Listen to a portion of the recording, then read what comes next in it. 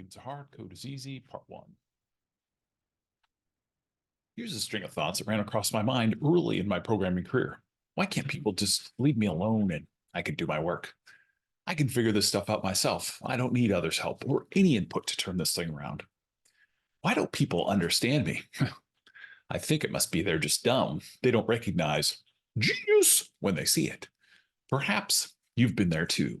A frustrated developer who feels like they know enough. However, the success you thought you'd have is out of reach. You see others who make better strides, but why? Is it a skills gap? I want to share with you how I learned about my skills gap. Java, check. Linux, check. SQL, check. Humans? What? Humans are hard. Code is easy. So I focused on the technology. One of my first mentors was a database administrator named Doyle. He really knew his stuff, but didn't say much.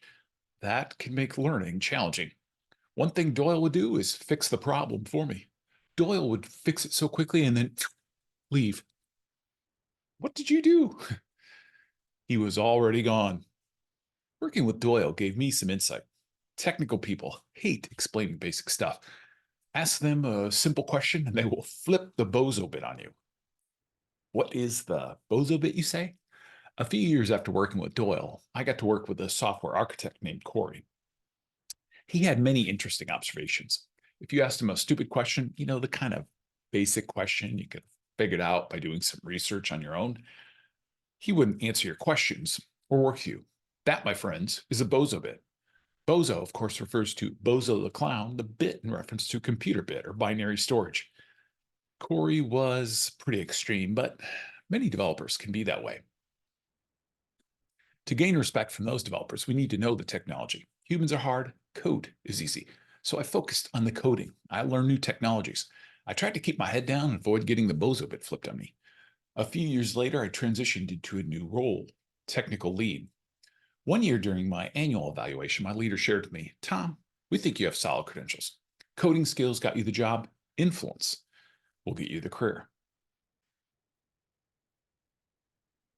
My boss shared with me where I was failing. Delegation. He shared how I wasn't delegating work to my teammates. Case in point, there was an upgrade that needed to be done. I did the work in 10 minutes or so. To explain that to a few teammates probably would have taken twice that amount of time or more.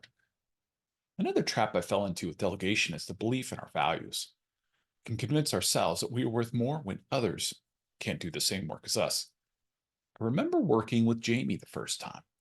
I wasn't quite sure he understood what we were doing. He was always done quickly. Then I finally asked him. Here he had created a script to deploy changes and update dependencies.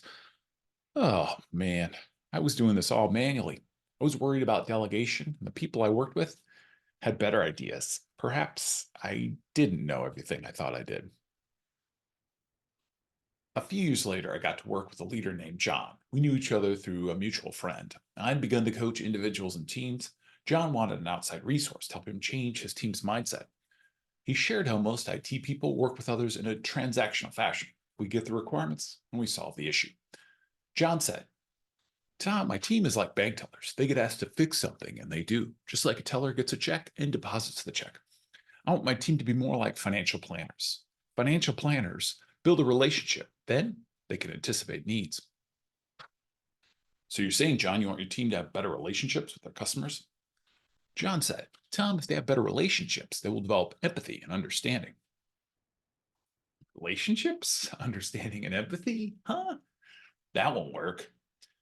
That's what I thought at the time, but I was wrong. John knew his team wasn't as understanding and as empathetic as he'd hoped they'd be. He began requiring them to talk to the community directors when they traveled. Instead of just fixing the problem, they fostered relationships too. Each little change John made helped his team understand the community directors had many things on their plate. These conversations also worked the other way too. The community directors began to give John's team space. If something went wrong, they trusted them to resolve it. John proved me wrong. He overcame his deficit by being curious and empathetic. He was able to change the way his team interacted with the organization, so much so that he has since been given additional responsibilities. From bank tellers to financial planners, he remade the image of his IT team. This brings me to my main idea. Coding skills got you the job, influence will get you the career. Coding skills got you the job, influence will get you the career. What do I mean? Developers are focusing on technology skills only. If we truly want to set ourselves apart, we need to know how to influence and collaborate with teams. Gone are the days when we can just send in requirements with pizza and out pops code. Organizations are looking for more from their developers. The problem, my problem, was I was terrible at relationships. I had confirmation, I had proof, although I didn't start out as a developer. My first stop in my professional career was quite different. And